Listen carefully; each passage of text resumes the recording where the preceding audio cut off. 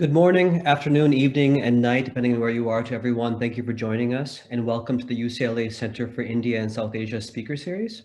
My name is Bharat Venkat, and I'm a faculty member at UCLA's Institute for Society and Genetics and the Department of History. And it is also my honor to serve as the Center's Events Committee Co-Chair, along with Dr. Anna Morcombe. Before we begin, we'd like to take a moment to acknowledge the Gabriela Tongva people as the traditional and land caretakers of Tuvangar, the Los Angeles Basin, and Southern Channel Islands. As a land grant institution, we pay our respects to the ancestors, elders, and relations, past, present, and emerging. I'd like to go over a few housekeeping items so you know how to participate in today's event. At any time during the webinar, you may submit your questions to our speaker by typing into the Q&A box at the bottom of the control panel. As time allows, our speaker will address as many questions as she can during the Q&A session at the end of the presentation. We will also be recording this webinar and will share the link after the event. Now it is my distinct honor and pleasure to introduce Dr. Maura Finkelstein, Assistant Professor of Anthropology at Muhlenberg College. Dr. Finkelstein received her PhD in anthropology from Stanford University and has conducted extensive fieldwork on questions of memory and history in Mumbai's former and yet still present textile mills. It is precisely this conundrum of historical memory that shapes how we recognize and misrecognize the present that leads her to conceptualize the mill as an archive, one that allows her to rethink the city, labor, industrialization, and questions of multiple and overlapping temporalities. Dr. Finkelstein has published extensively in such journals as Anthropological Quarterly, City and Society, Cultural Anthropology, Polar, the Journal of Political and Legal Anthropology, and GLQ, a journal of lesbian and gay studies, as well as in a pair of edited volumes, the first entitled Galleries of Life, The Chawls of Mumbai with Imprint One, and the second Bombay Brokers with Duke University Press. In 2019, she published her first monograph, The Archive of Loss, Lively Ruination in Millland, Mumbai with Duke University Press. Her talk today draws from that work and is entitled On Stories from Mumbai's Archive of Loss. Please join me in welcoming Dr. Maura Finkelstein and also in congratulating her on having recently received tenure.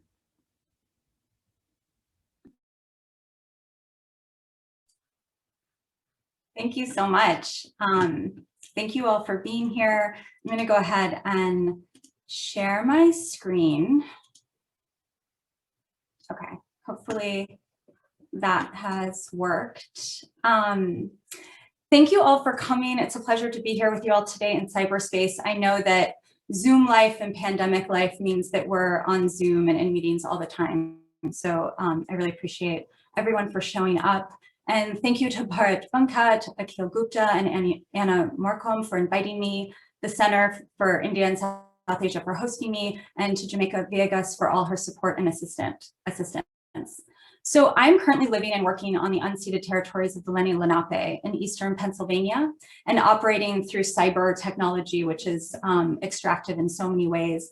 And I know that land acknowledgements are becoming ubiquitous these days, and perhaps, according to some, meaningless in their empty repetition and virtue signaling without any attached action. But I want to start with this as a way of thinking about how we see and do not see the things before us, how we learn how to unsee, how communities are written out of existence through development and history and ongoing media and political and educational discourse, all of which are at the center of my long-term fieldwork and at the heart of the book I will be talking about today. So I live and work in Pennsylvania, one of a handful of US states that neither contains a reservation nor officially recognizes any Native groups within its borders. Pennsylvania appears to be the only state without a university-level Native American Studies program or cultural center. It's within a state government where there are commissions on African American affairs, Asian affairs, and Latino affairs, but no state agency represents or acknowledges the existence of Native Americans. And the Pennsylvania Department of Education Standards mandates that students in the 3rd, 6th, 9th, and 12th grade be taught about American Indians or Native Americans, but a survey by the authors of 10 middle and high school history books used in the Pennsylvania public schools shows that none of them contains more than a sentence about the Lenape. So it could be said that the Lenape have been effectively erased from the Pennsylvania landscape. And as I'm going to show throughout this talk, the same could be said for mill workers in Mumbai. They have a different history. I do not want to overlap or compare or collapse that. And yet these processes of erasure are very connected. And hopefully I will show that throughout the time here. Similarly, I'll be discussing a community of urban migrants. These migrant workers left their agrarian homes to work in the mills because they could not sustain themselves through farm work.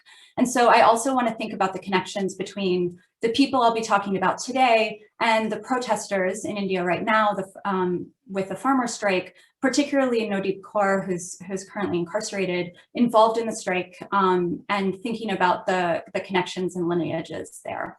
So with that in mind, I will jump right into it. So today I'll be talking about my book, The Archive of Loss, Lively Ruination in Millland, Mumbai. This book and the research and fieldwork that spanned over a decade, from preliminary research begun in 2006 through the book's publication in April 2019, focuses on a textile mill I call Thanraj Spinning and Weaving Limited. The textile mill, the last privately owned mill still functional in the city, is at the center of my fieldwork. And I'll note that a lot has changed over the past year for all of us. And so as of the beginning of the pandemic, the mill was still in some way functional. For 2 years, from 2008 through 2010, I spent a majority of my days on the mill's factory floor, watching the workers, chatting with them during their tea breaks, being hot and bored and riveted and sleepy, and all the other glamorous emotions and sensations invoked by ethnographic fieldwork. My afternoons would then be spent with the workers in their homes, with the owner in his office, at the union office, or wandering around the chaotic webs of lanes that make up the mill district of central Mumbai. And just the picture here is locating you there with me. So before I get into the material, I want to give you an outline of how this talk will go. So first, I'll give you some background history about the city and the textile industry at the heart of my research. I'll show how the collision of history on one hand and my field site on the other led me to the questions and arguments central to my book. The second part of the talk will unpack the theoretical stakes and central arguments of the book, which are my understanding of the archive as both a theoretical and methodological tool to access and understand spaces like Thanraj.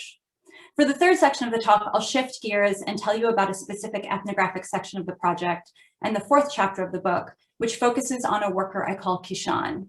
And I rarely talk about Kishan. I tend to give talks from all the other parts of the book, but not this, because this is the part of the book that I feel most uncomfortable about and most unsure about. And I'll talk more about that when I get to the third part of this talk. But I'm really sort of interested and curious and compelled about the troubling ethnographic stories that so many of us find in our work. So with that in mind, part one, an arrival story. Central Mumbai, formerly Bombay, and a once industrial urban center, is currently undergoing deindustrialization and massive redevelopment. While this industrial decline has undoubtedly occurred at a rapid rate, low-level production continues to occur, even as the contributions and concerns of these industrial workers are largely unseen by most urban residents. While Thanraj now exists in the twilight of urban industry, it's one of 58 mills that once brought Mumbai into the center of global textile production in the mid-19th century. Prior to this, Mumbai was a collection of small fishing villages. But by the late 19th century, the rise of textile manufacturing drew labor migrants from across rural Maharashtra, the Western Ghats, and the Konkan coast, as well as Uttar Pradesh, Bihar, and Tamil Nadu. So you can see that there. While the city dominated global textile markets throughout the early 20th century, by the 1950s, the industry began to shift to South India and Southeast Asia. This shift dramatically altered access to labor, and following an unsuccessful two-year strike in the early 1980s, the city's textile industry virtually collapsed. Over the past 40 years, many remnant mills have rapidly closed, and the industry is now largely discussed in the past tense. My research emerges from an ethnographic puzzle. When I arrived in the city, I was told that there are no mills operating or workers working in the low-lying industrial buildings scattered throughout central Mumbai's millland neighborhoods. But then I found Thanraj. Before I found Thanraj, the milllands were shown to me as abandoned ruins. I was led through their decaying structures, entertained in their redeveloped compounds, and encouraged to understand the time of urban industrial productivity as a past epoch long gone. However, Dhanraj, in addition to several other mills, continues to employ workers and produce cotton thread. So what does such a reality have to say to the seeming industrial present, which frames spaces like Dhanraj as sites of ruin and Mumbai mill workers as impossible subjects? So there are some pictures from inside the mill where production and work is actually taking place. Dhanraj alerted me to a small and unrecognized community of mill workers who are still employed within Mumbai's semi-formal industrial sector and who still identify as mill workers.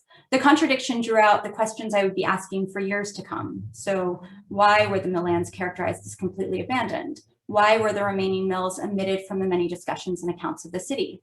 What does it mean to be an active worker in an industry that is largely understood to be defunct? And how do Dhanraj workers understand their identities as industrial in a post-industrial landscape? So the regime of Prime Minister Modi and narratives of India rising and India shining have done an incredible amount of work to present India, the world's largest democracy, which is probably under question, just like the US, as the face of the future, a beacon of modernity, even though the crisis in Kashmir and now the farmer strike being globally visible is calling that into question. But many residents of Mumbai live and work in obsolete economies. While India's new economy, including but not limited to energy, science and technology, and medical services, and these powerful narratives of globalization and technological infrastructure frame the country through newness and future possibilities, my time in the city revealed how these new economies do not actually affect many city residents. Instead, many Mumbaikars work in older economies that are marginal to these new economies. The narratives of development cannot eclipse the material reality of the city.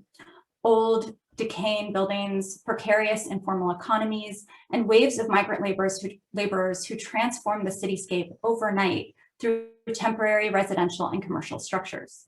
Semi-functional mills provide legitimacy for sweatshops, storage units, and other unregulated industries, all of which was really present in Dhanraj. These older declining spaces may be sites of ruination, but these ruins are lively and vital. There's still so much life in these spaces of loss.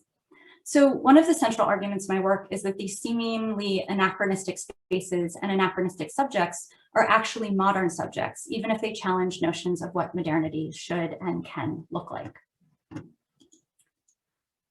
So for an outsider with an untrained eye, walking through the mill lands of Mumbai is an exercise in confusion. And my biggest challenge was my greatest gift. How do I see this area, seemingly so chaotic and unplanned? Spatially, central Mumbai's neighborhoods stand beneath the shadow of the city's numerous flyovers or overpasses in this picture, and are barely visible from the highway. And so this flyover in the picture here, I'm standing right outside the mill, and this flyover was built throughout my long-term fieldwork. And after my long-term fieldwork, when I returned a year later and it had been built, it had so transformed that part of the neighborhood that it took me like 30 minutes to actually find the mill entrance. It was very disorienting. So because of this, it's possible to drive between downtown and the northern suburbs without ever seeing the mills, except for an occasional chimney jutting above the low-lying industrial mill compounds. So you can just drive over these neighborhoods and never actually see them. So in thinking about this cloistered spatiality, mapping the mill lands must also become an intentional and embodied engagement in placemaking. So I see my work as a practice of remapping histories, remapping experiences, remapping space, a practice of remapping a place that is no longer visible. But the textile industry once had global visibility. So I'll give you a little bit of history now. The first textile mill, the Bombay spinning mill, was set up in 1854 in response to Britain's demand for cotton textiles during the American Civil War. Wealthy Indian merchant families who made fortunes trading with the British were able to acquire mills on low-cost land leases ranging from 100 to 999 years from the colonial government, transforming the city from a trade hub into a major manufacturing center. By the 1930s, half the city's population was economically dependent on the industry, which continued to grow. By the early 1960s, the city had 58 cotton textile mills employing over 600,000 workers. But increasing international cotton production, primarily from Japanese-controlled China-based mills, led to a decline in the demand placed on the Indian market. Throughout the late 1960s and 1970s, the city's mill owners cut jobs and wages in order to keep up with this newly unstable market, and the textile industry found itself in crisis. This resulted in a massive industry-wide strike from 1982 to 1983, known as the Great Textile Strike. And I'll say a little bit more about this in the third part of the talk. Most mills never recovered from the economic devastation of those years, but Dhanraj is one of the mills that did supposedly, it did reopen, and whether or not it recovered is a question. While the 1980s was known as a time of crisis, the 1990s became a decade of confusion. And I'm not going to walk you through this confusion because it really is very confusing, but I can talk more about this in the Q&A if you're interested. But what I want to highlight, aside from noting that laws were changed and people were taken to court, was that a lot of extra legal dealing occurred, a lot of money was exchanged on the black market, and a lot of development occurred that was not necessarily above board. So for Dhanraj, the story is particularly complicated. The owners of Dhanraj, who I call the Lal family, entered into a partnership with the National Development Company in 1995. However, that company then outwardly claimed that their dedication to transparency and hyperlegality did not allow them to engage in extra-legal business, which was common in the mill land district. This led to the company stalling development of the compound and Dhanraj attempting to extricate themselves from any legal partnership in court. At the end of my long-term fieldwork in 2012, the company was locked in a court battle with Dhanraj, and as a result, no development could proceed until all of the workers retired and were paid sizable settlements, and this was money that the mill did not have in pocket. So by the time of the book's completion in 2018, the case had been settled, half of the land was owned and being redeveloped by a new international company, but 5 acres remained under the control of the Lal family, and the mill continued to produce a product without any major market demand. So the situation resulted in a skeletal workforce running a seemingly decayed and unproductive mill. From the bustling sidewalk running along Ambedkar Road, Dhanraj looks like just another boarded up, abandoned mill awaiting redevelopment plans. So this picture here is actually taken in the mill after this major fire that is another part of the book that burned down a lot of the buildings. So this would have been the entrance to the mill, and then halfway through my field work, this part burned down and the mill was moved across the lane to these sort of like ramshackled storage areas. And so it really looks like an abandoned compound, even though there's so much work and productivity and life happening in this area. So now I will take you into the second part of the talk, the archive of loss. Down the road from Dhanraj, off the main thoroughfare of Ambedkar Road, sits the Dr. Bhaudaji Mumbai City Museum, Mumbai's oldest museum. Built in 1872, it's a museum of the city, a grand colonial structure now dedicated to the history, culture, and art of Mumbai. Early into my fieldwork, in December 2008, Partners for Urban Knowledge, Action and Research, or PUCAR, opens an exhibit at the City Museum entitled Girngao, Kal Aaj Aur Kal, Yesterday, Today, and Tomorrow. Part of the project involves providing cameras for the children of former textile mill workers, they're called barefoot researchers, and asking them to document the central city neighborhoods they grew up in. The first time I wandered through the second floor exhibit of the museum, traces of the British Raj all around me, I marveled at the stories and pictures of loss and absence. The former industrial city, the mill land that once was, the chawls or worker tenement buildings being torn down. The only way this exhibit could see the mill lands is as abandoned and already dead. I walked through this exhibit feeling confused and disoriented because I had just been in Dhanraj an hour before.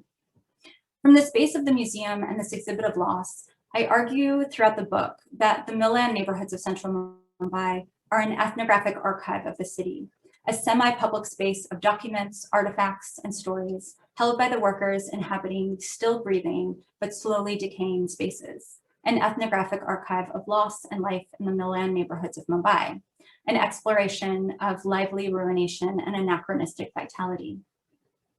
In archiving loss, this project emerges from both histories of loss and histories that are lost. Through this archive of loss, I call for the soothsaying potentiality of the archive located in its absences or losses. In this way, I'm not simply looking to fill gaps or produce a lost whole, but instead emphasize the power of loss as generative and critical. At the same time, I'm also invested in making certain people and certain places and certain stories more visible than others. And so I want to make the claim that official histories and master narratives, like Giringao Kal Aj or Kal, are straightforward and simplistic. This does not necessarily make them wrong, but it does make them intentional and strategic. Their goal is to produce stories that are easily circulated and seamlessly consumed. If every single story from the archive was in the museum gallery, nobody would ever make it out alive. So in claiming that visible histories of Milan, Mumbai are akin to a museum, I argue that spaces like Dhanraj then are reflective of the archive. Messy and chaotic lives and documents and records and spaces that contradict, expand, and interrupt the narrative of the museum.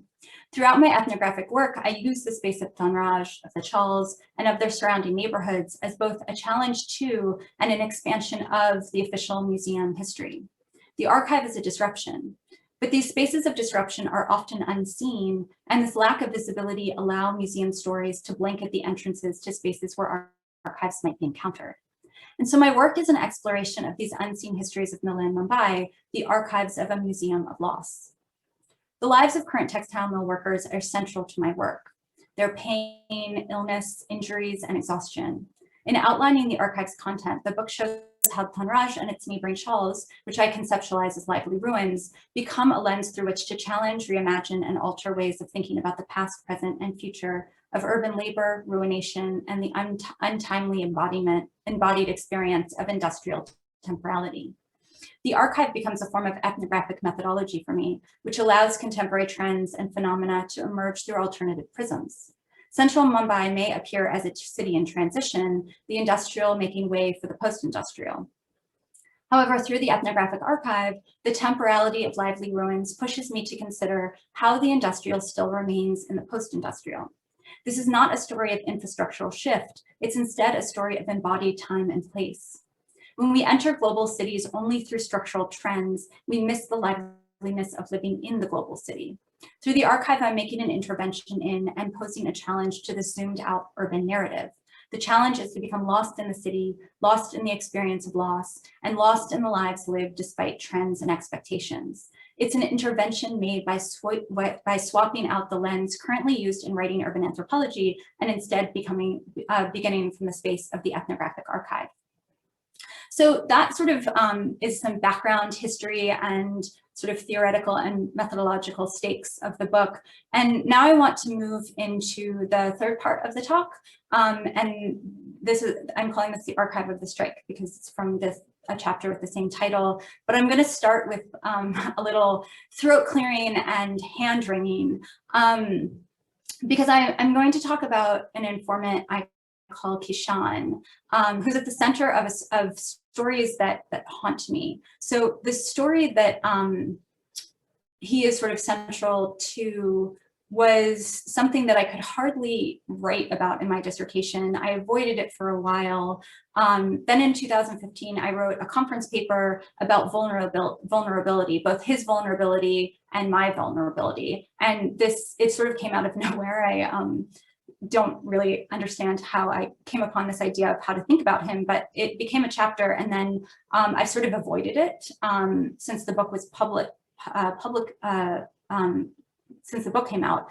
But now I'm returning to him because I think there's something really interesting to think, especially if there are grad students in the audience, about what to do with the stories that trouble us. So, and how they haunt us. So on the one hand, I think Kishan has helped me say some of the most important things I've said as a scholar so far.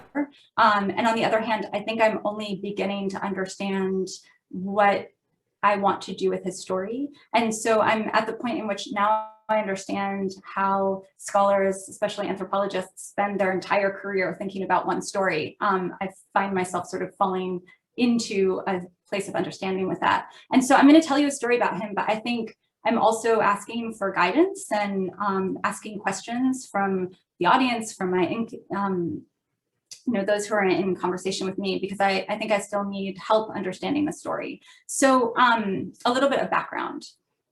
The Great Textile Strike of 1982 to 1983 has been called many things: a failed strike, an ongoing strike, the event that finally brought the city's textile industry to its knees and its end.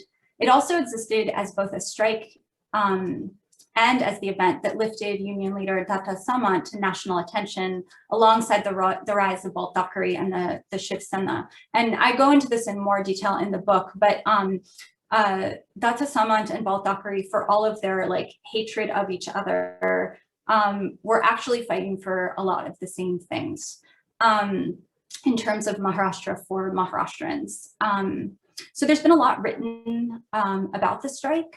But what really interests me right now is how it's spoken about and remembered by Dhanraj workers. So Dhanraj was one of the few mills able to reopen and somewhat recover in the late 1980s and early 1990s, but strike memories are polarized in the mill. Maharashtrian workers remember Datta Samant as a hero and the strike as an event that finally acknowledged their importance in the city and the industry.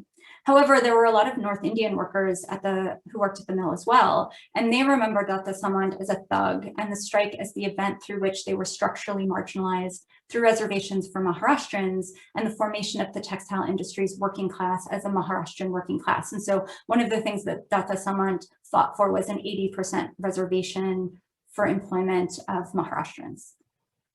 So in particular, a North Indian worker from Bihar, who I call Kishan, was responsible for much of my understanding of what it meant and continues to mean to be a North Indian textile worker in Mumbai. And he also proved to be a really difficult informant, as I'll sketch out now.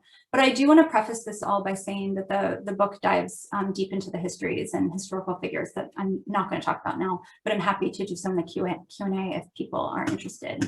So this chapter begins with two epigraphs that I'm going to put up here, one from Theodore Adorno and one from Jose Esteban Munoz. And in Negative Dialectics, Adorno writes, "Identity and contradiction of thought are welded together. Total contradiction is nothing but the manifested untruth of total identification. Contradiction is non-identity under the rule of law that affects the non-identical as well." And Munoz in Disidentifications writes, "Disidentification is about recycling and rethinking coded meaning. The process of disidentification scrambles and reconstructs the encoded message of a coded text in a fashion that both exposes the encoded message's universalizing and exclusionary machinations and recruits its workings to account for, include, and empower minority identities and identifications. Thus, disidentification is a step further than cracking open the code of the majority. It proceeds to use this code as raw material for representing a disempowered politics or positionality that has been rendered unthinkable by the dominant culture." And so I just want to pause here for a second and say something about the structure of the book, because the book is riddled with epigraphs, which some people have said is really nice and others have said is completely infuriating. And I appreciate both of those reactions. But I start each chapter with two epigraphs and each chapter section with one epigraph.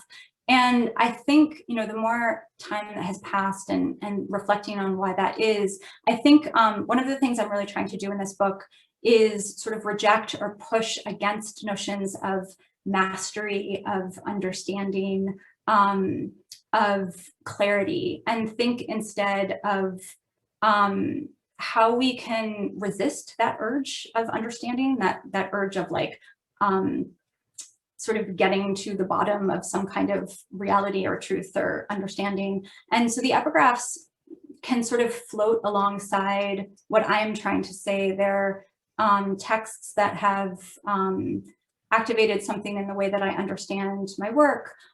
They've allowed me to think in certain ways. And for the most part, I don't like really untangle them in the text. But for some reason in this chapter, I do think a lot about these epigraphs. So I'm not going to go too much into Adorno or Munoz in the talk, but in understanding Kishan's identity, these two concepts, disidentification and Adorno's sort of non-identity, has been really helpful in me trying to understand Kishan. So, all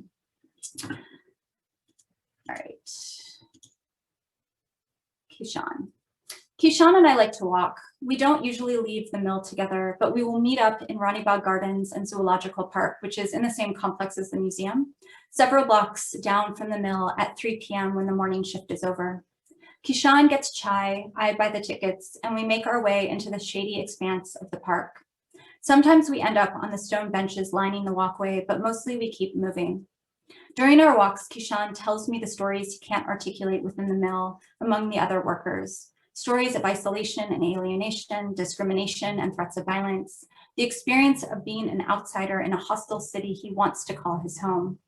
One day he explains to me, quote, "Heart of hearts, I think I am a Bihari. I belong to Bihar. I was born in Bihar. Deep inside, I feel like I'm a Bihari. But I've been living in Bombay and I've worked here. This is where I've filled my stomach and my family's stomach. That is my birthplace, but this is my workplace. This is where I belong. This place has given me work. I'm here now, so this is where I belong." Kishan is a 60-year-old textile mill worker from the northern state of Bihar. As a labor migrant from one of the poorest and most stigmatized Indian states, he elicits a wide range of reactions from his Maharashtrian co-workers at Thanraj.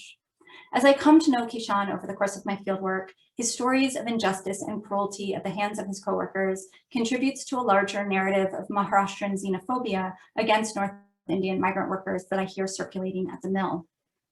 He tells me that as a North Indian labor migrant, he is now only allowed to be a winder at the mill, a menial job historically occupied by women. However, he also explains that this is a relatively new development resulting from employment reservations enforced after the strike. Kishan's history of mill-land labor is one of great demographic change. He explains that before the strike, North Indians made up the majority of mill workers. However, after the strike, an 80% reservation for Maharashtrian workers is instituted throughout the mill lands. After the strike, he finds himself not only marginalized as a North Indian, but also feminized through his employment position as a winder. This intersection of gender and xenophobia creates a work atmosphere of resentment and marginalization, a powerful identity-based hierarchy on which Kishan occupies the largest rung. As we walk, Kishan presents memories, histories, statistics, and philosophical musings on the relationship between the current North Indian minority and the Maharashtrian majority within the declining industrial workforce of the city. Kishan reminds me time and time again that he is welcome neither in the city nor in the mill, and will therefore eventually return to his extended family in Bihar when the time comes to retire, even as he has spent his adult life chasing identity and subject position of Mumbaiker. Kishan is convincing. He's articulate and politically engaged, seemingly vulnerable but lacking in sentimentality. He draws the city for me, and through his stories I become caught, as Jean Favre-Sada would argue, in the narrative of self he spins for me. After all, paranoia is contagious. However, Kishan is also far from the innocent victim he presents to me through these carefully crafted stories. Over the course of my fieldwork, I watch as he slowly reveals himself as socially and politically problematic in both the mill setting specifically and his social realm generally. And throughout our time together, I begin to notice there's something a bit off with him. At first, I can't articulate this instinct of mine, but I do feel uneasy around him. He's quick to anger, fascinated by violence, and dismissive of women and Maharashtrian men whom he finds effeminate and weak. However, I try to ignore these feelings and instead focus on the stories he tells me. After all, that is what anthropologists do. The Maharashtrian workers warn me about Kishan. They tell me he's a bad sort of man and that I shouldn't be alone with him. But when I ask them why, I am told, Bihari men are like that. This therefore strengthens my resolve, and I find myself spending more and more time with him. I listen to more and more of his stories about how the strike changed the demographic and atmosphere of the mill. Stories of his own marginalization. At first, I think I'm hearing the alternative truth about the mill lands, a challenge to the larger narrative of identity politics and representation in the city. But then I realize I'm getting something else. Kishan is not telling me the truth. This realization creates an ethnographic crisis in me. How do I interpret his stories if they're designed to manipulate and control me? How do I think through the gaps between individual action and structures of feeling?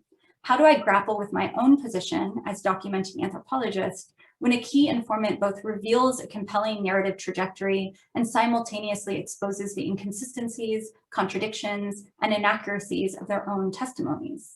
If Kishan isn't telling me the truth in a singular objective way, then what is he telling me? When I started working through the story and trying to figure out how to write about it, I went searching for other ethnographers who wrote about what to do when ethnographers are not telling you the truth or they're lying to you.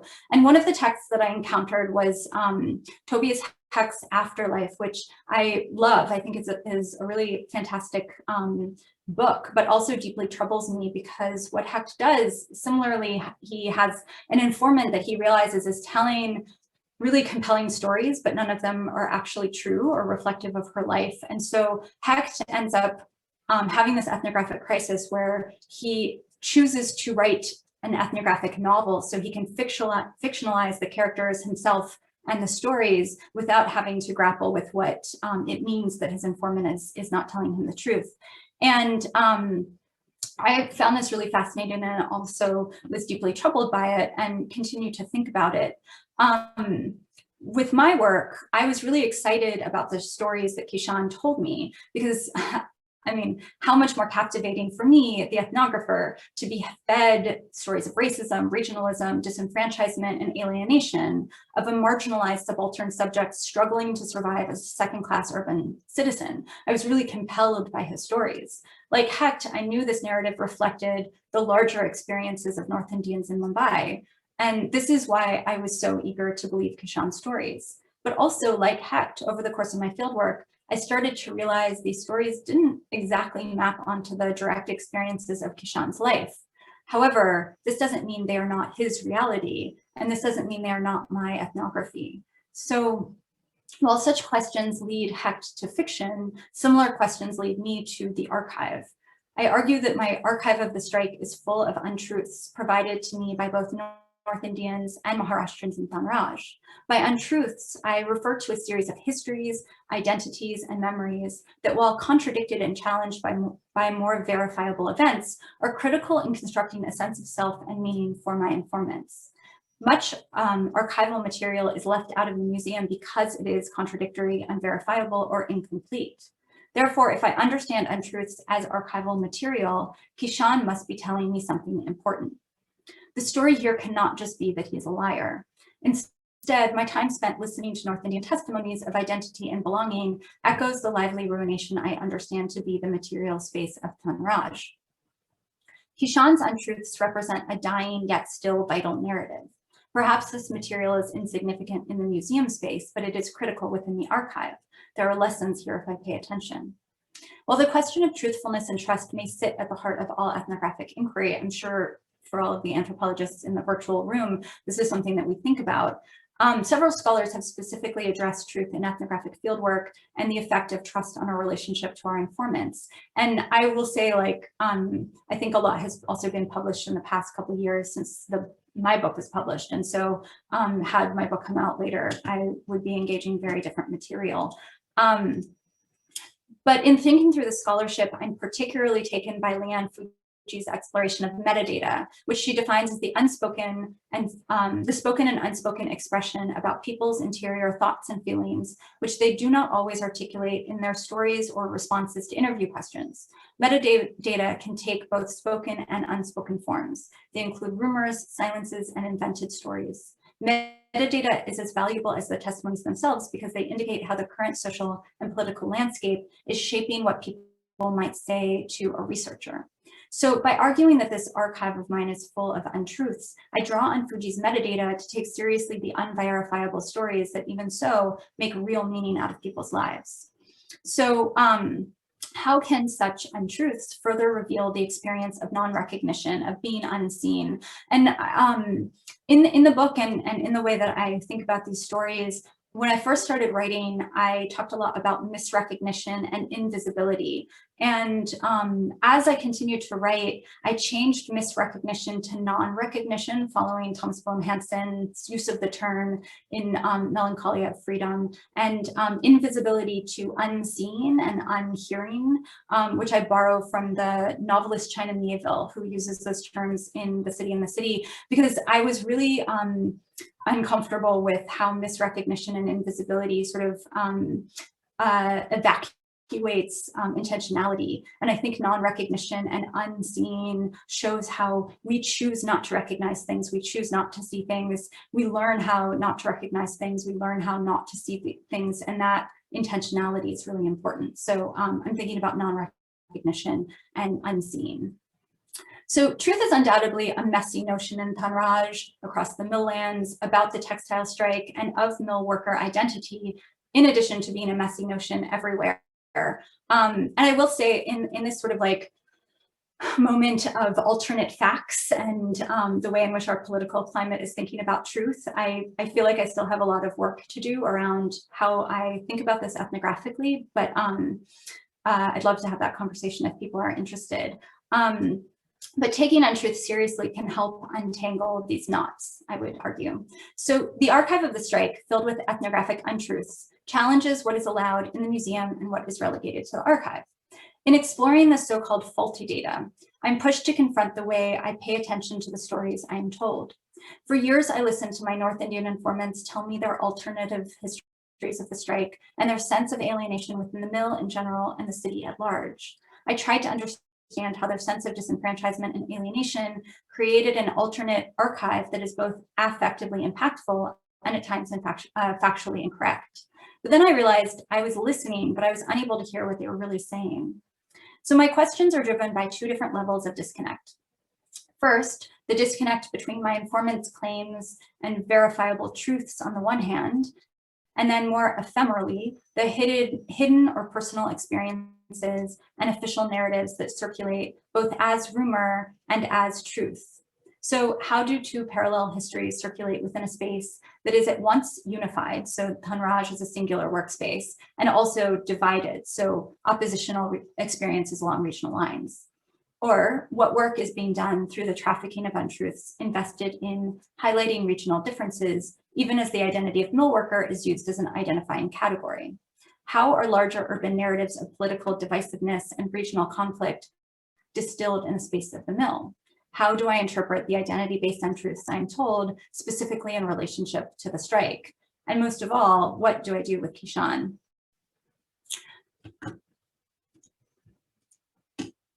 Kishan and I meet in spaces of incoherence and incommensurability.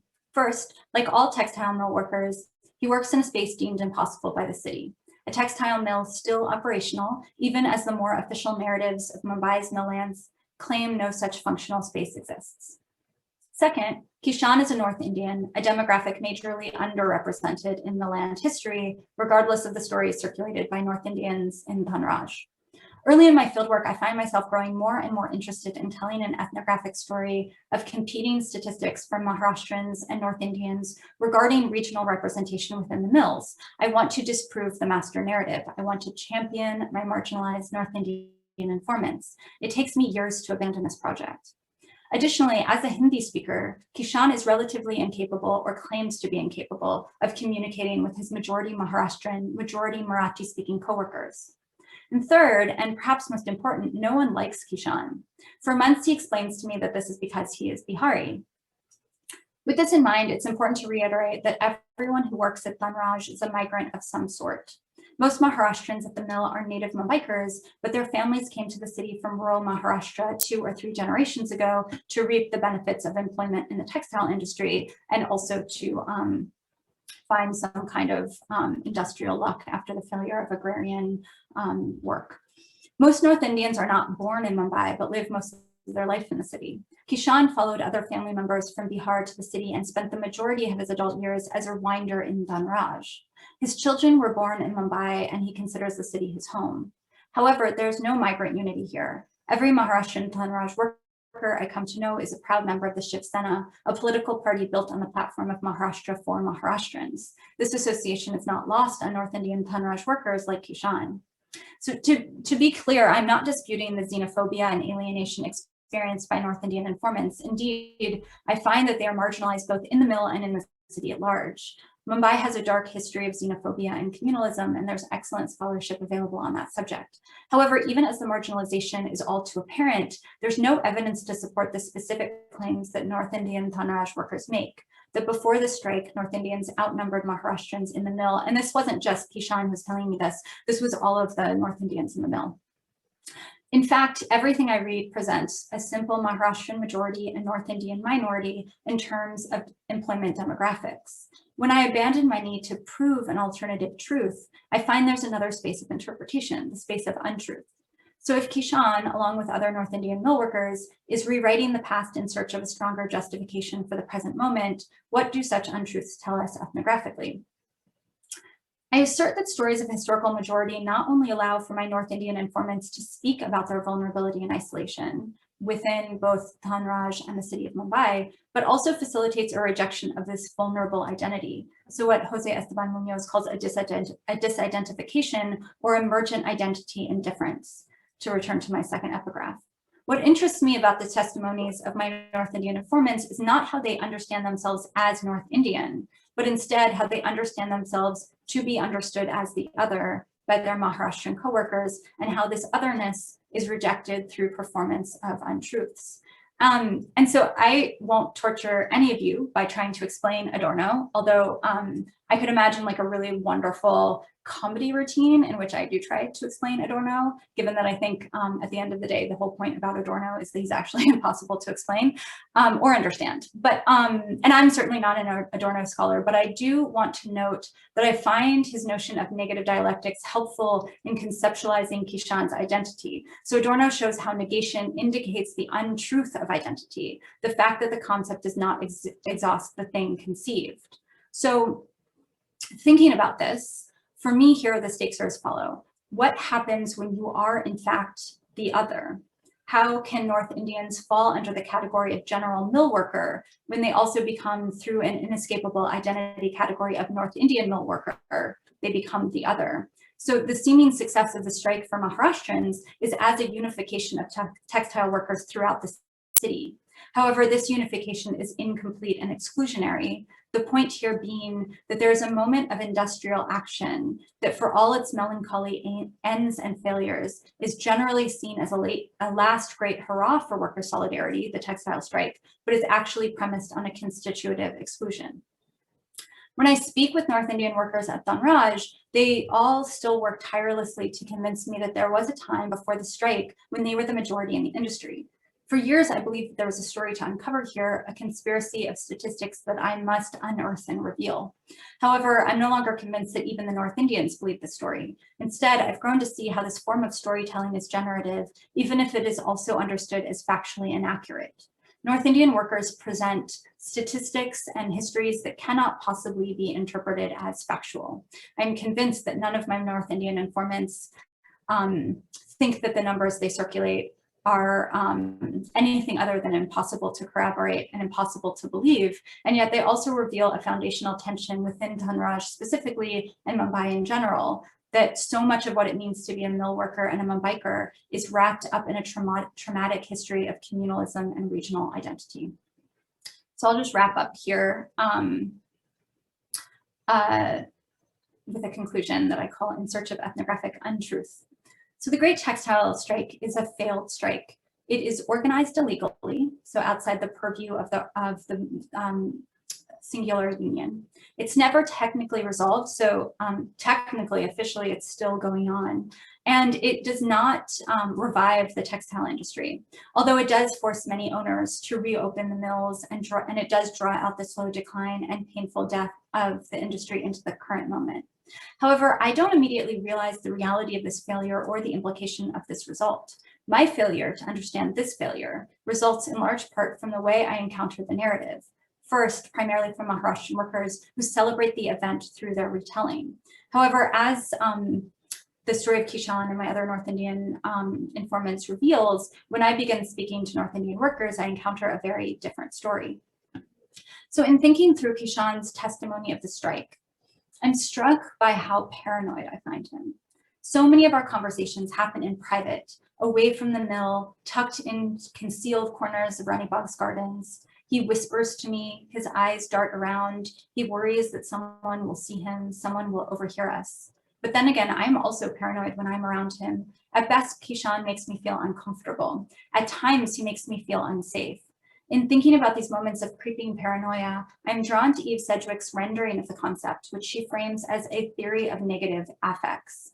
By engaging it this way, Sedgwick argues that paranoia refuses to be either a way of knowing or a thing known, but is characterized by an insistent tropism towards occupying both positions.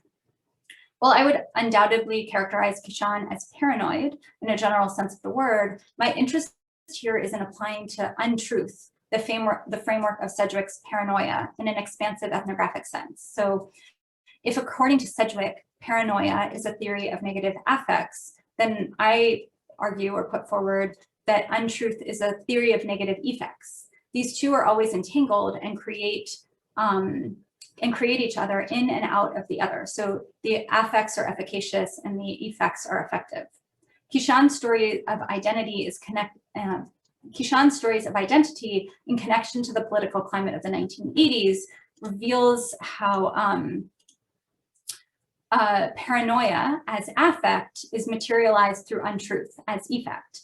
And this I find sounds a lot like truth to me. I still don't like Kishan. I don't trust him. I feel uncomfortable around him.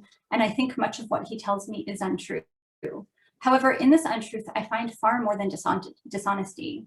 His untruths tell me important things. They tell me that he, along with the other North Indians I come to know at Dhanraj, refuses the identity of other in a xenophobic city.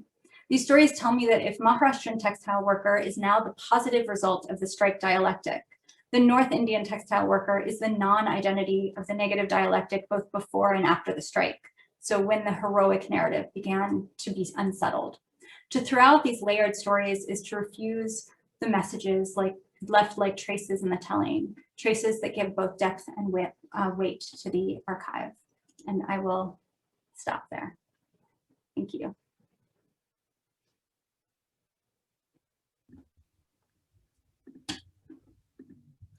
Thank you so much for that riveting talk. I think we probably have a lot of questions and thoughts about this. I'm going to ask Jamaica to unmute and open the videos up for folks who have questions. So please go ahead, take a moment and start to write your questions into the Q&A box. I think we already have a question from Suraj. Jamaica, would you mind bringing up Suraj's video and audio?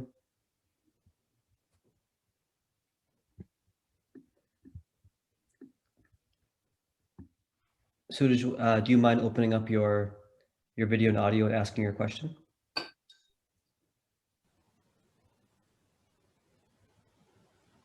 Hello. Yeah, am I audible? Yes, you are. Yeah, so Maura, just I had a query regarding, and this sort of inquiry during ethnography has also popped up when I have, conducted research. So one is the fact that, you do talk about Kishan, and so one is that, like, why is Kishan your key informant?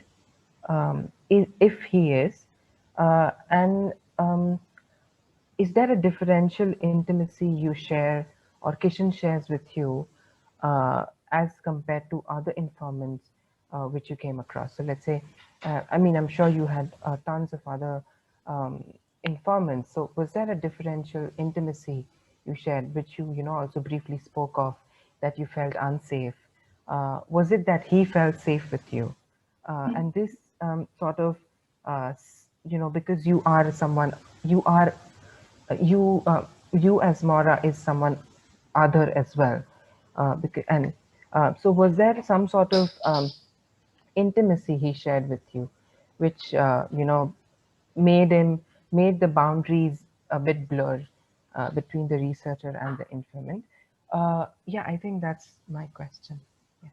Yeah, thank you so much. Those are really, really great questions. And so the first one, so Kishan wasn't necessarily a key informant. He really only plays a role in one chapter. And I think it's in large part because I have really struggled with how to think about him and learn from him and engage him. And I think that sort of like links up with your second question, which is there wasn't anything intimate between Kishan and myself, but I think he would have liked to have changed that. And that made me very, very uncomfortable and made the sort of like lines between informant and anthropologist really unsettled for me. And I think, one of the things that I have thought about elsewhere, and I'm still, you know, really working through, is that we are who we are everywhere we show up.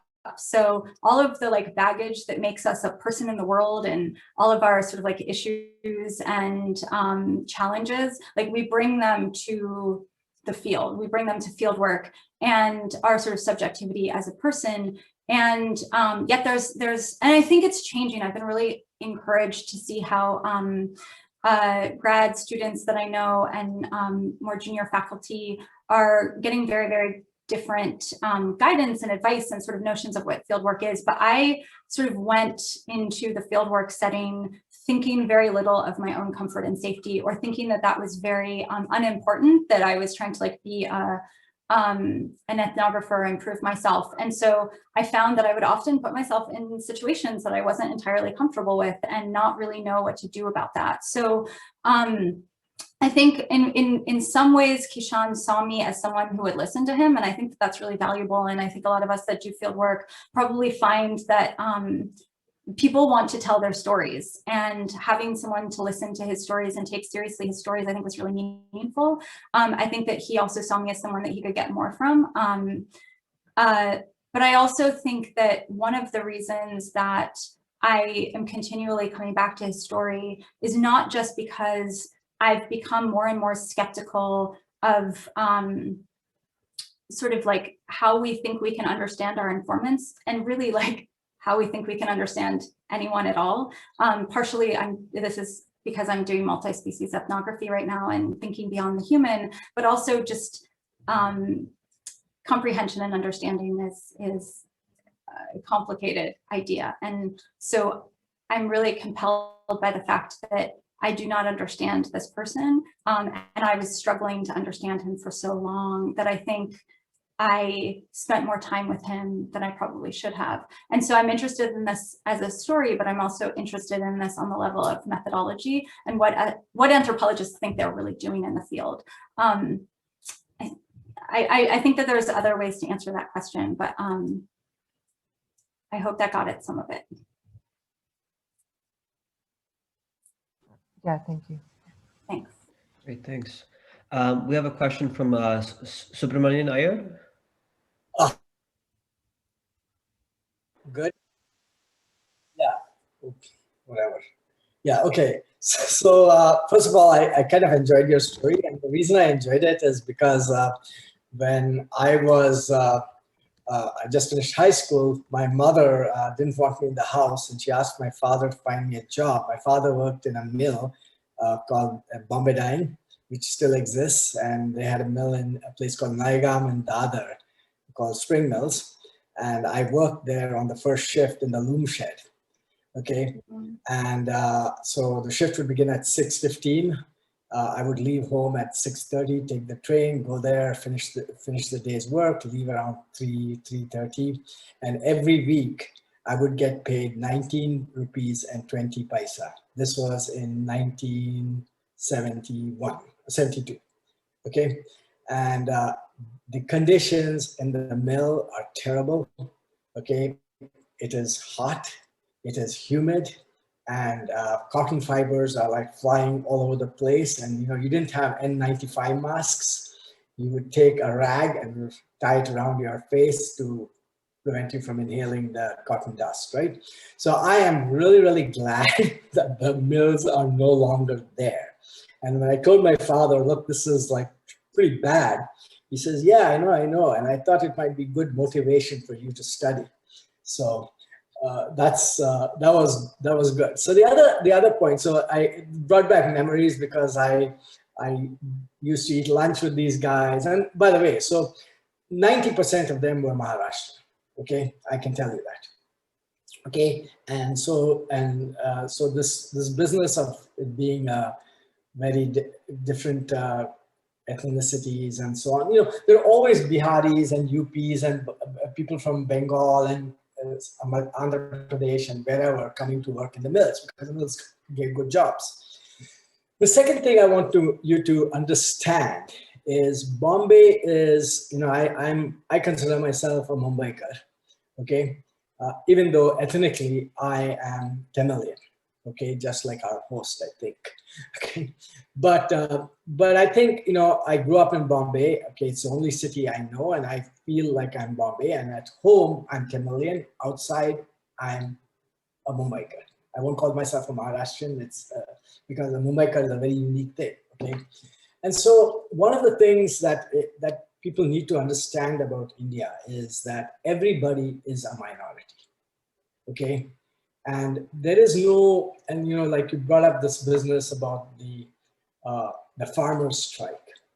Again, the farmers' strike has nothing to do with ethnicity or from which state these guys are or whatever. I mean, it has been misrepresented in say the Western media, especially the US media, and especially, you know, the liberal media. But that said, right, I think what everybody needs to understand about India is that we are truly a heterogeneous society, right? And it is considered pretty good form, okay, to put the other community down, okay? And however, there's no hard feelings, right? When I was in school, my teacher would call me, oh, there's the Madrasi. And you know why he's so good at arithmetic? Because he eats rice at home. Okay, for some reason, eating rice at home made you good at math. Okay, so, but again, right, there was no malice in all these things. So I don't think, I don't think, you know, there is any like undercurrent of discrimination or anything of the sort. Yeah, there is actually at a very high level, you know, politicians are obviously worried about jobs, so they whip these things up, and you know, there's xenophobia, but it does not really migrate to the working level, to people's, to relationships, to family relationships, and so on and so forth. So I don't think that one should ever view India as a place where, you know, one community is kind of trying to put the other community down. That is not true. And I can say that from my own experience. You know, just in the interest of time, I think we should it's good. let Dr. Finkelstein answer, and then we can kind of keep moving because we have quite a long Thank queue you. at this I'll just respond to that by saying I appreciate your comments, and you know, I talk a lot about what it feels like in the mill throughout the book, so that might be interesting. The cotton particles sticking to me was a really big part of my fieldwork, but as both a person and an anthropologist, I'm very skeptical of the phrase "what people need to understand" or "what you need to understand," because I'm actually not trying to say anything about India. You know, I'm trying to say something very specific about the people I met who work in this particular mill. And I'm, you know, not, you know, and I think I say this in the talk, I'm trying to get away from my initial, as an outsider, inclination to say like, oh, there's this like story that I need to uncover, and instead think, what are the experiences and stories of the people I encountered, and what do I think that they mean, and what do they tell me about what it is like for them to be in the life and in the experience that they are having. And so I would always be wary of saying that, you know, my research can therefore say something about regionalism in India or say something about identity in India. I'm very, very careful of that. And so, you know, my stories, I think, are quite important in terms of how people understand their own lives. And that's where my investment is. Great, thank you so much. Our next question is from Akhil. Thank you, Maura, for that lovely talk. Can you hear me? Yes. So, my question had to do with the issue that you were grappling with about the untruths and how to think about the untruths. And so I'm just kind of going to ask you a general question about this and see where you take it. But basically, I think it was a really interesting point in your talk when you said you realized at a certain moment that he was telling you stuff that was patently untrue. He was just kind of saying this stuff to you. And you know, one of the things that, of course, one of the reasons why you detected the untruth was presumably because you were interviewing other people about the same experiences and looking at archives and looking at records and looking at reports, newspaper reports. And so you were doing the factual cross-checking that allowed you to then discover that somebody was not telling you the truth, and which is a central part of the ethnographic method, as it were. So you're not just relying on somebody's word, but you're also kind of cross-checking and, doing all this other work to ascertain what did in fact happen and what didn't. And so then what becomes interesting once you know that somebody is telling you the truth, not telling you the truth, is why. Why are they telling you this story? Of course, you're going to get a Rashomon-like effect no matter which situation you're in. But why are they telling you something that is patently untrue, like North Indians were the majority of the mill workers, right? And I think that that's the issue that I feel, to me, did not feel like completely resolved by the notion of paranoia, because it seems to me that there might be a broader sociological explanation for that, rather than a psychological, one about this particular person, because you also say that other mill workers also told you the same thing, right? Other North Indians also told you the same untruth. And I wonder how this might have been different if you had spoken to someone before 1980, before the strike, and whether they said the same thing, whether they said that, North Indian mill workers said that North Indians were in the majority at that time, or whether that story changed after the Shiv Sena came to power, etc., because then they needed to tell a different kind of story. So I wonder if you did any, if you had access to any archives that allowed you to see shifts in the stories that people told over time about the mills, and how you would have read those stories. Yeah, thank you so much for that comment and that question. And I do want to clarify that, I wasn't, Kishan was a paranoid informant, and that, for whatever reason, was also something that I found really compelling. But that wasn't what I think explained his untruths, because there were other North Indians in the mill who told me the same story, but they didn't have the same sort of social experience that Kishan did, but they all had this sort of consistent, we used to be the majority story, which I was just sort of like, well, if it's so clear, if I have so much access to the fact that that is not true, then what is actually happening on a sort of sociological level in which you're telling me this anyway? And for me, that's why I think it's this this way of grappling with sort of being the other category of thinking if we're this unified workforce and the unified mill worker identity is Maharashtrian. And I will say, a lot of two of the chapters are focused on women, and the sort of classic mill worker in Bombay is Maharashtrian and a man, and the mill industry, the textile industry actually had the highest level of women employed in any industry in India. So, there's also that experience of what is it to be a Maharashtrian woman mill worker, this sort of not being part of that unified category. But I did think that there was some interesting work of just performing the story for me from North Indians in order to somehow claim some kind of connection to a history that they're feeling marginalized from, both in the past and in the present. In terms of access to narratives from North Indians before the 1980s, that was something that I found really, really, really hard to find. So much of what was sort of spoken and talked about and recorded had been Maharashtrian perspectives and Maharashtrian histories. And this is why I think as an eager grad student, I was like, oh, there's this lost history that I'm going to uncover. And then I got over myself with that.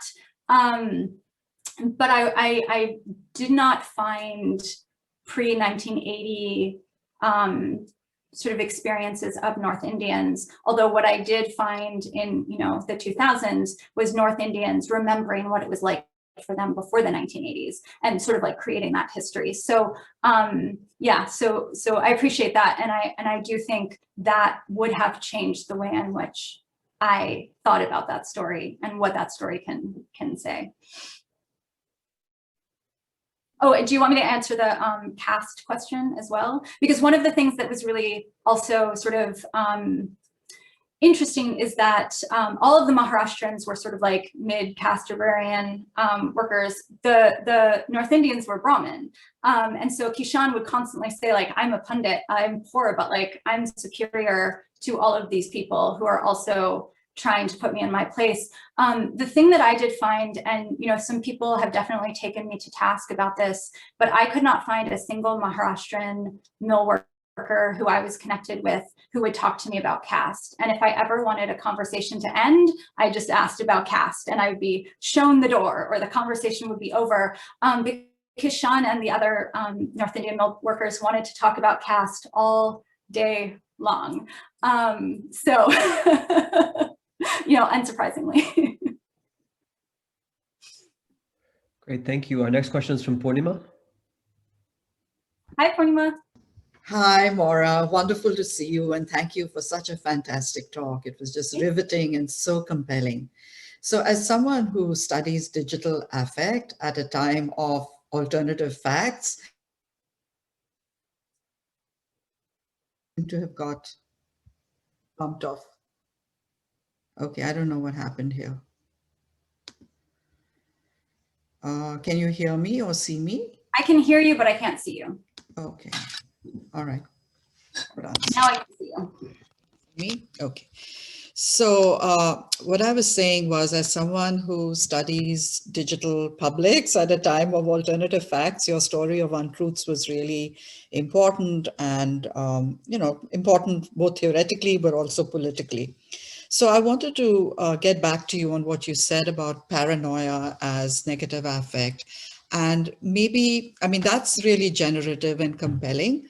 But I was thinking that if instead you talked about the ethnographic interview as both an affective process and an affective project, then, you know, at the same time that you take Untruths seriously, maybe the thing to do might be to think instead of resonance and authenticity. I'm putting authenticity in quotes, in terms of how they might provide you with really helpful optics that will eventually enable you to make the kind of truth claims that you want to make, especially as feminists. I think it's really important that we have the ability to make certain kinds of truth claims.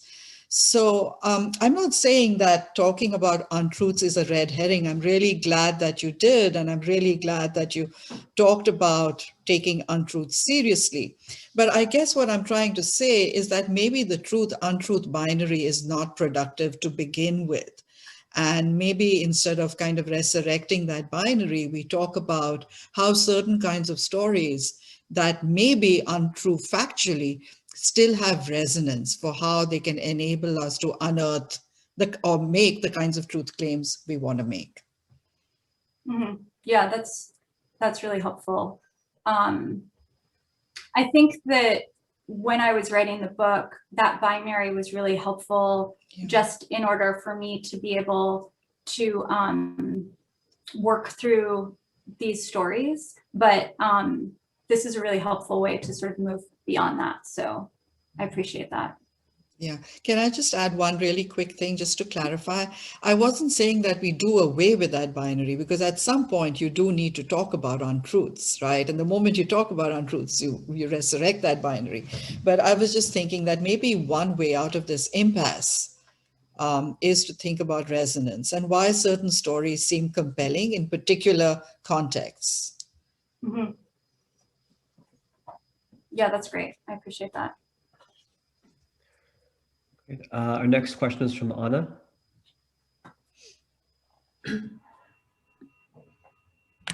Hi. Hi. Thank you so much, but that was such a thought-provoking talk.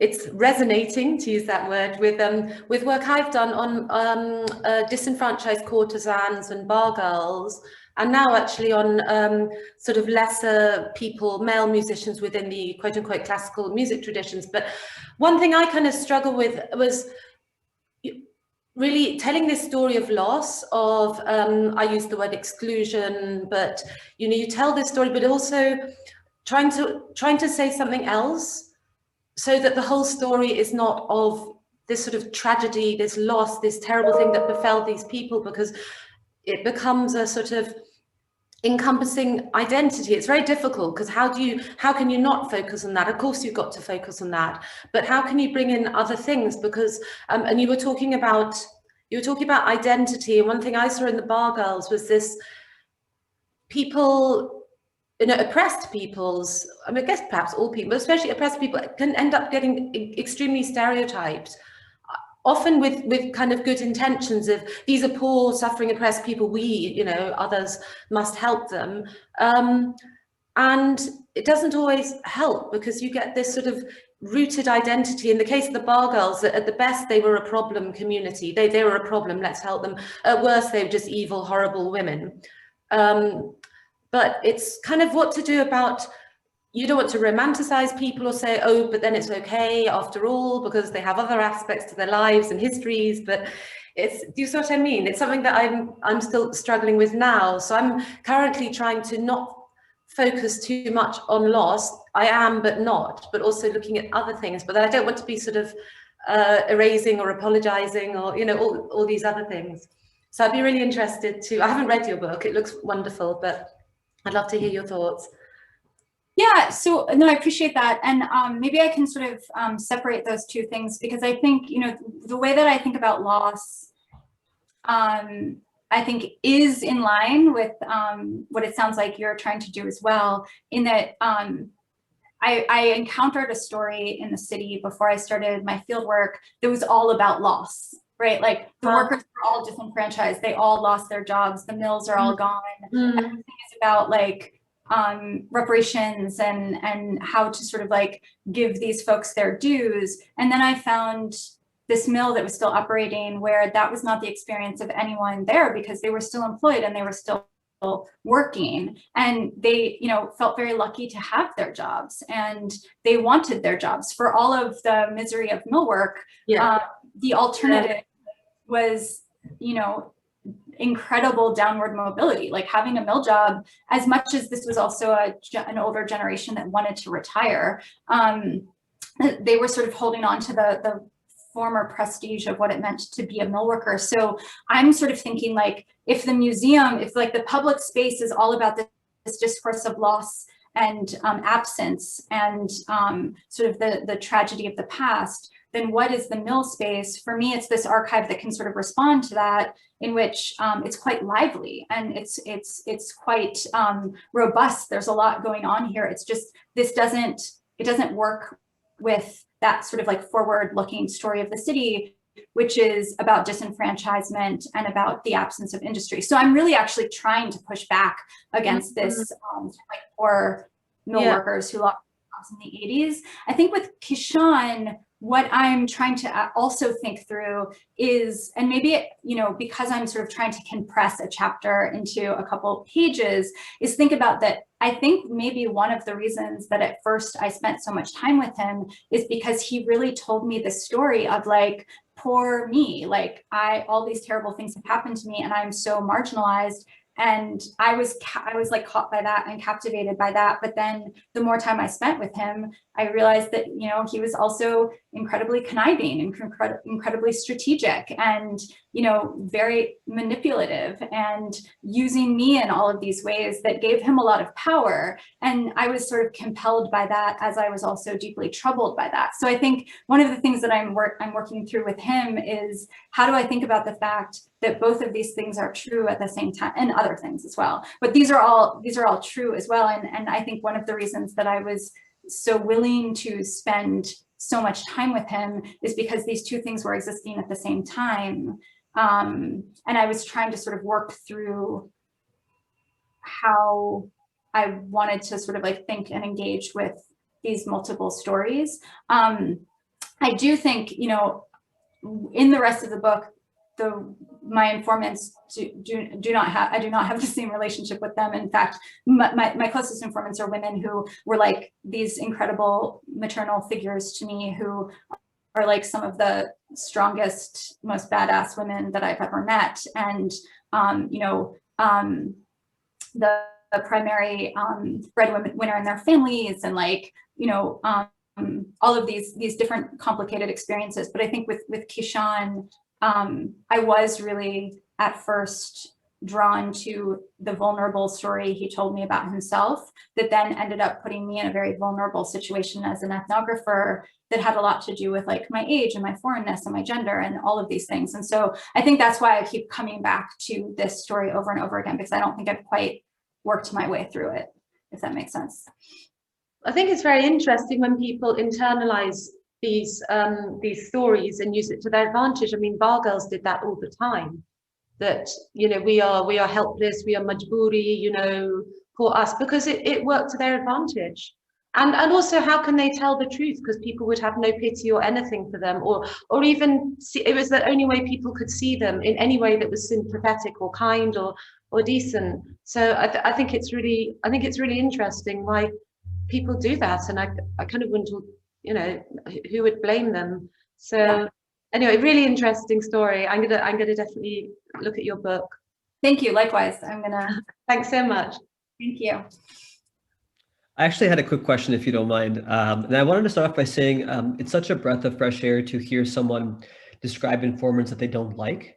I think there's something about an anthropological ethos in which one describes one's informant in terms of love and care. You know, this is my family. This is people who I would have these deep friendships. But in fact, there's an entire kind of category of folks with whom one does not get along with, right? And to think seriously about those relationships and to kind of foreground those. I mean, you see that maybe in ethnographies of the RSS, but it's you don't often hear it in other contexts, right? But they exist. And I think if we're only speaking to folks who we get along with, I wonder what kind of ethnography that's producing, right? So I'm really, I just wanted to say, I appreciate that kind of honesty and that courage to kind of bring that to the foreground and to force a conversation around that.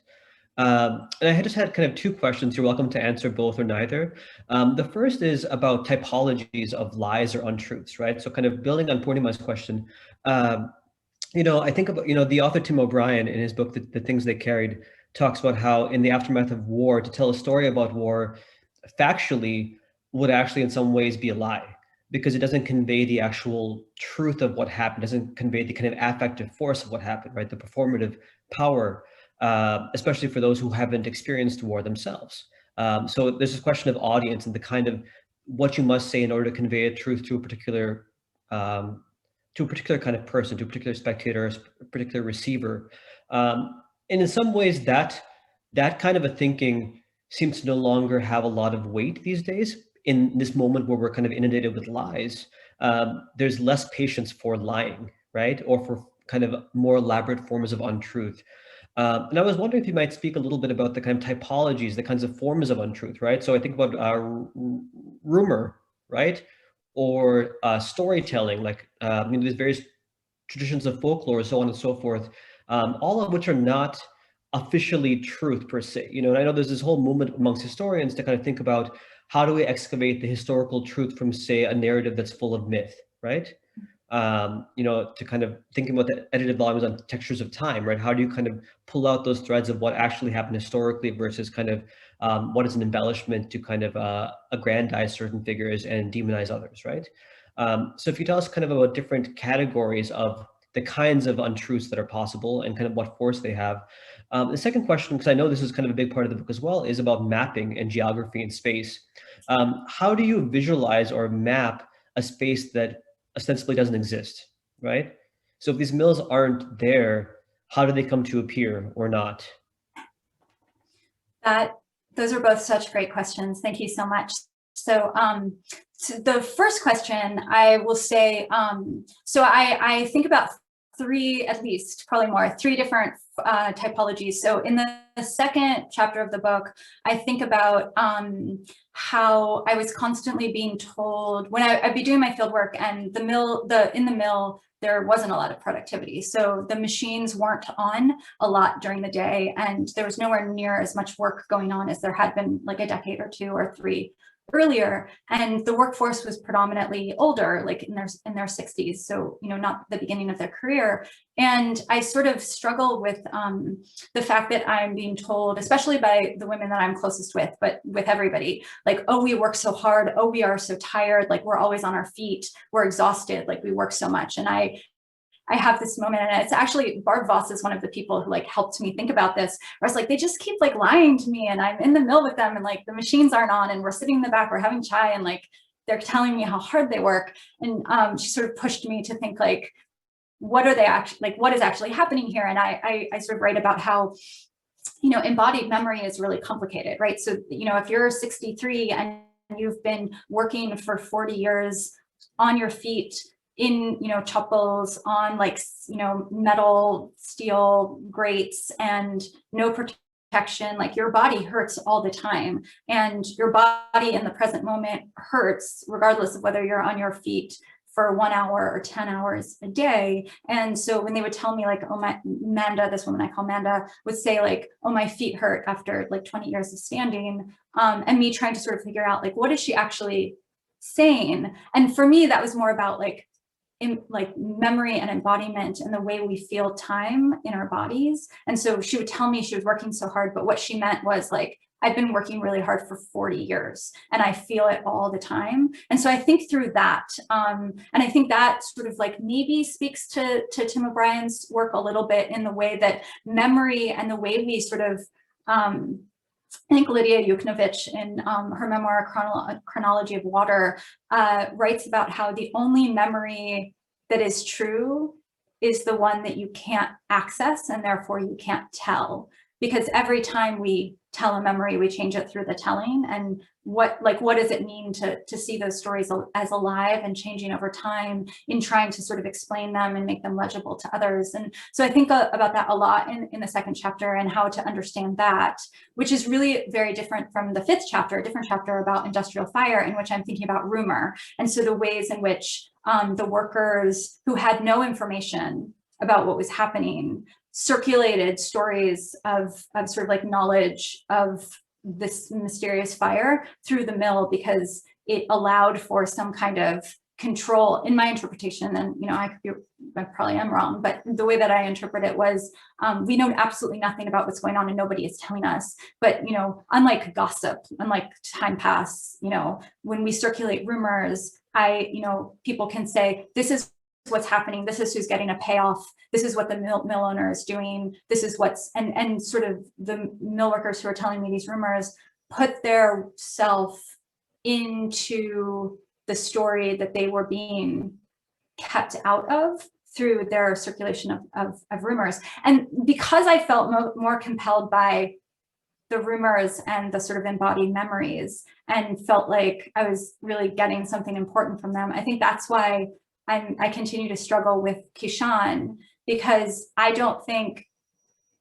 think he was trying, I felt for a very long time like he was trying to control and manipulate me through giving me these particular stories. And so I sort of shied away from that for a while after I realized that. But now, in the book, and now I'm sort of circling back and thinking, I actually think that there's something really important about, and, Purnima has given me a lot to think about as well, as everyone, like, I think the more I get to talk about this, the more I can sort of think through the difference between sort of lies and creating a fantasy as true in order to allow yourself to exist in the world closer to the way that you actually want. Like, I think that there's lies and manipulation, but I also think that there's this deep need to create a world that just like makes oneself a little bit easier to exist as, if that makes sense. And then the second question. So I have a friend named Shama Soray, who is an artist, and she drew these like really gorgeous maps for the book, and they're beautiful. They like look like bodies, and are, I should have put them in the slides. But I didn't actually have her draw the mill in the city, because one of the things that I saw as the remapping project was that a lot of my informants, the way that we would do interviews and the way that we would spend time together was walking around in the neighborhoods. And that felt like a process of mapping, of like inhabiting space, of moving through space, of reinscribing space as like, this is how I move through a space that's not supposed to exist. That sort of like constant circumambulation of Charles and Mills and the neighborhoods that had been repurposed, that felt like a mapping process to me. And there's more I could say about that, but. Well, thank you so much. I'm looking at the time and realizing we're a little bit past. So I just wanted to say thank you so much for this fabulous talk, for sharing your work with us. And to all of the audience, thank you for coming. I believe next week our talk is with Anand Vaidya from Reed College, returning to the question of environments. So I hope to see all of you then. And until then, please stay safe and hopefully see you all soon. Thank you all so much.